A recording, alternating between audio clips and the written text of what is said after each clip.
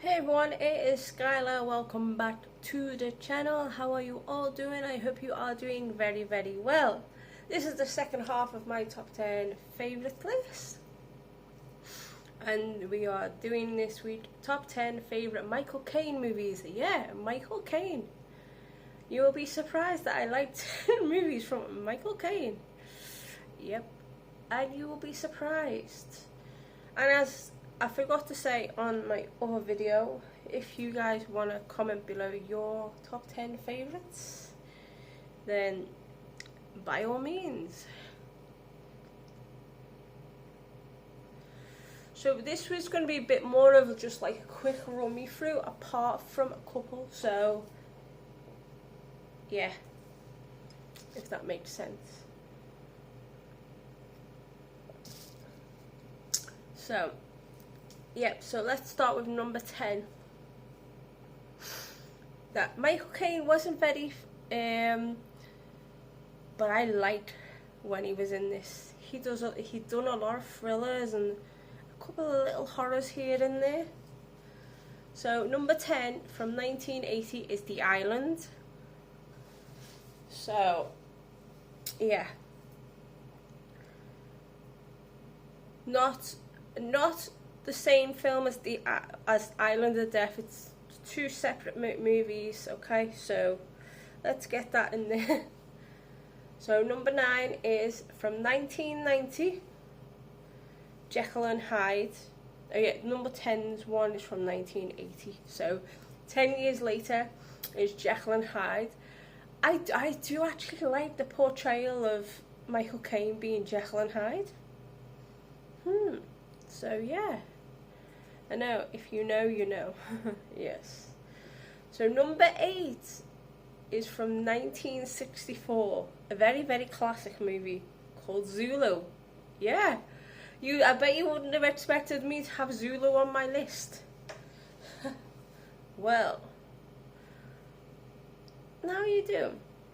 Now number 7 is from 1966, and a very famous lady from Liverpool done one of the songs for this movie.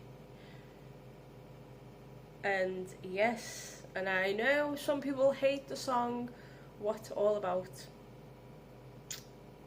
That song, which is Alfie. So, what's it all about, Alfie?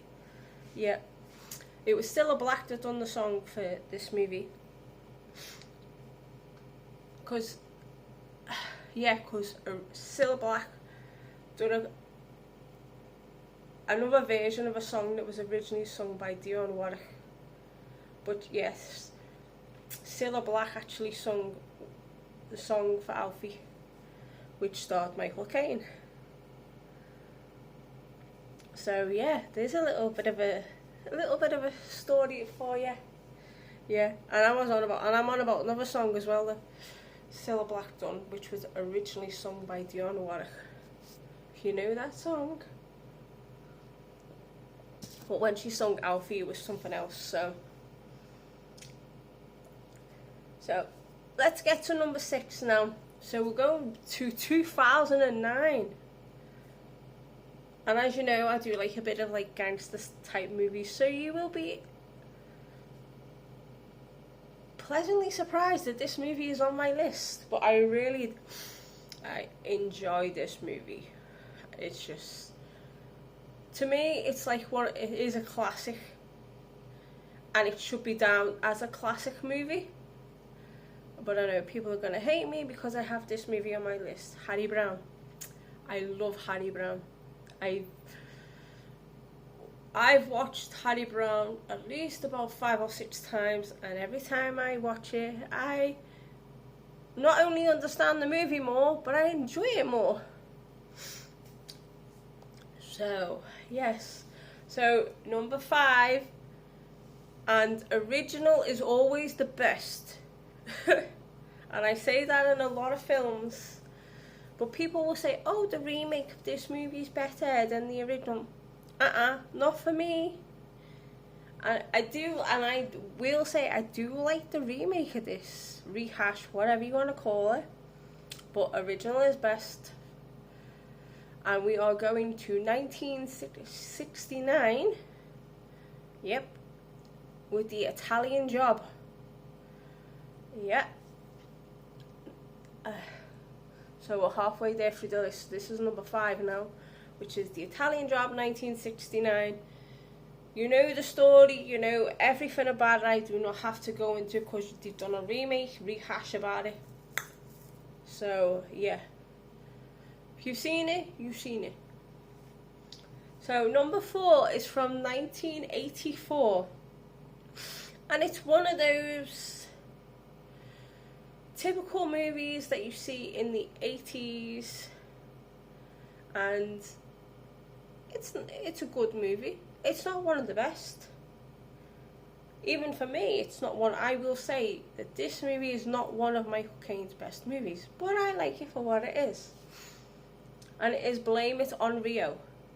Every time I watch it, it makes me giggle.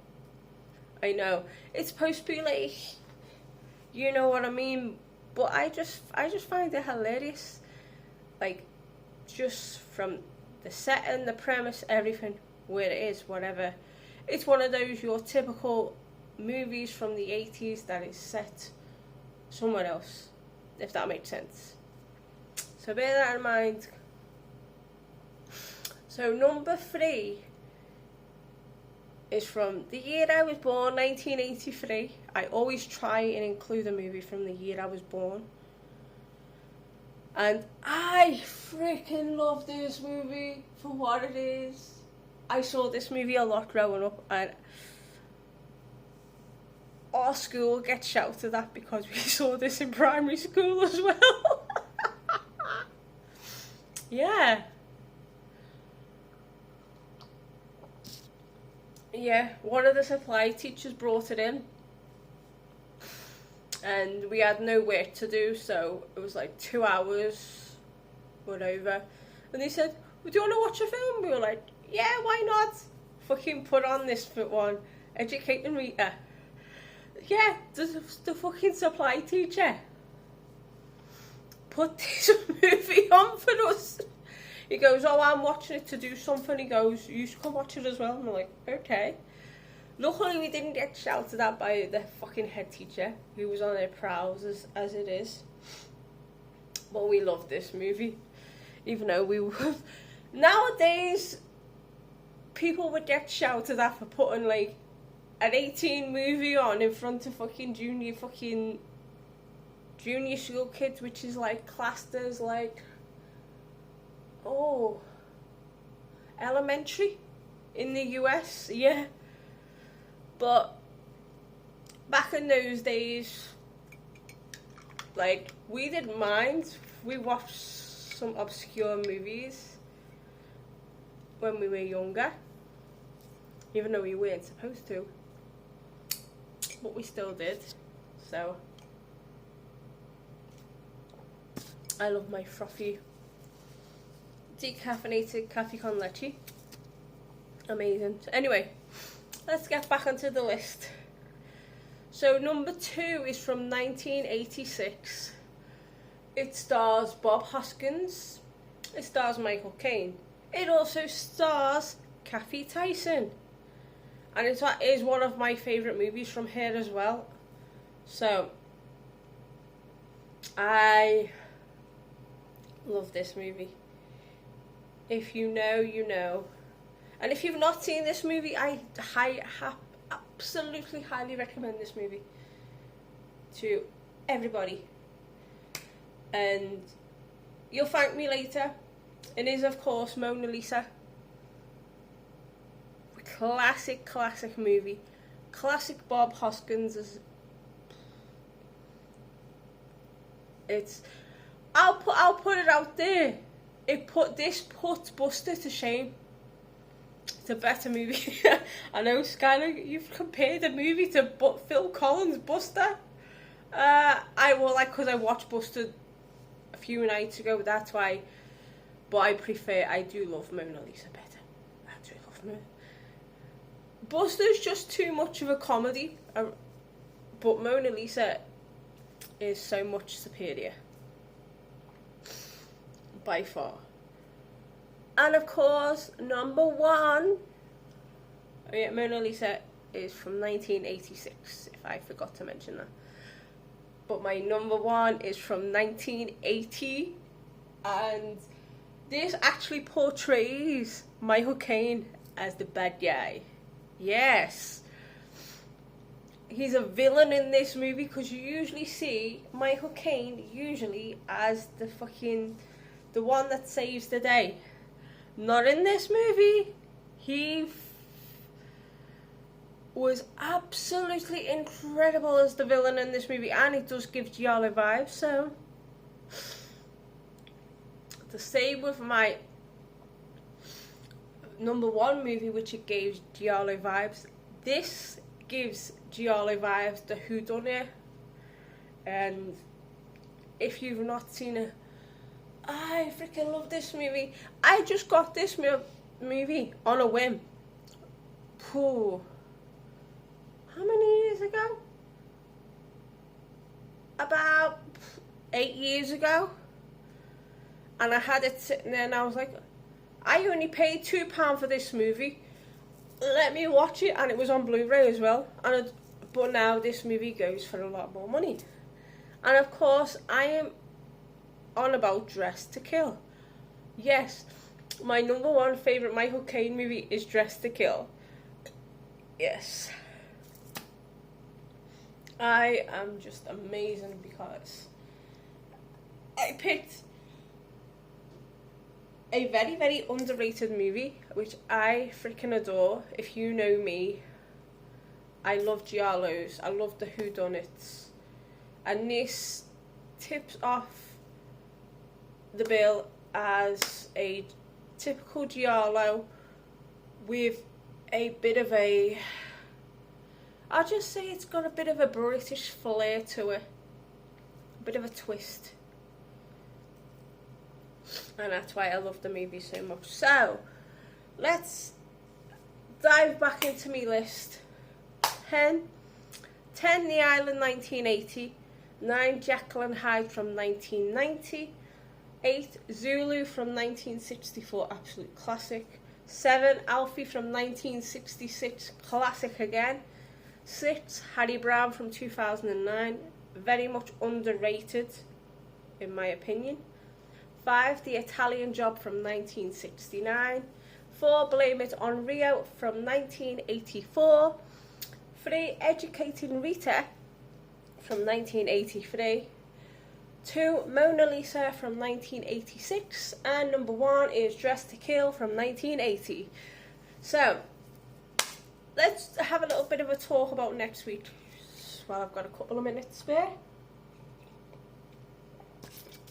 So, I'm going to take 1 week off from doing the actor and actress, because I feel if I get to do something too much, you might not want to watch it. So, I'm going to change it up for next week. We ain't going to do an actor and actress. I'm picking 2 years. 2 different years. And I am going to comprise a top 10 list from those 2 years. Like the same scenario we're doing with the actor and actress. So one top 10 is going to be a favourite movie from 1 year, and another top 10 list will be from another year. And there's no surprises which 2 years I have picked, because they're both 2 of my favourite years for movies. 1974 and 1978. You guessed it. You are going to finally get my top 10 favourite movies from 74 and 78. And we have a fucking banger for 74. If you know me, and you know that if I don't put this movie on my list, then yeah, slap me on the wrist, why don't you? Yeah, so next week we are gonna do it. Oh, we'll be doing it with 2 different years. So next week's lists are top 10 favourite movies from 1974 and top 10 favourite movies of my favourite movies from 1978. Yes. So I just thought I'm going to switch it up a little bit. And then we'll go back to actors and actresses, and then I'll think of something else. So yeah.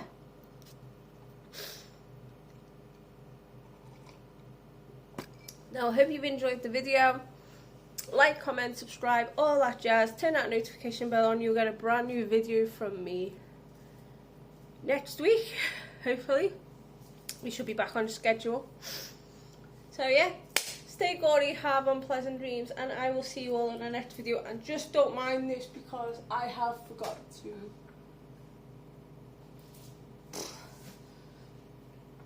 move it where it's supposed to be, not there. So if you keep on saying to me it's a bloody well hazard, yes, I know it's a fucking hazard. It's supposed to be up there. So yeah, because I know you guys have probably been noticing that and going, oh, why is that where it is? So now I fixed it. So anyway, I will see you all next week, and I hope you enjoyed these two, this week's top 10 lists. And then next week we're doing the years of 1974 and 1978. So, toodle pip, ciao ciao.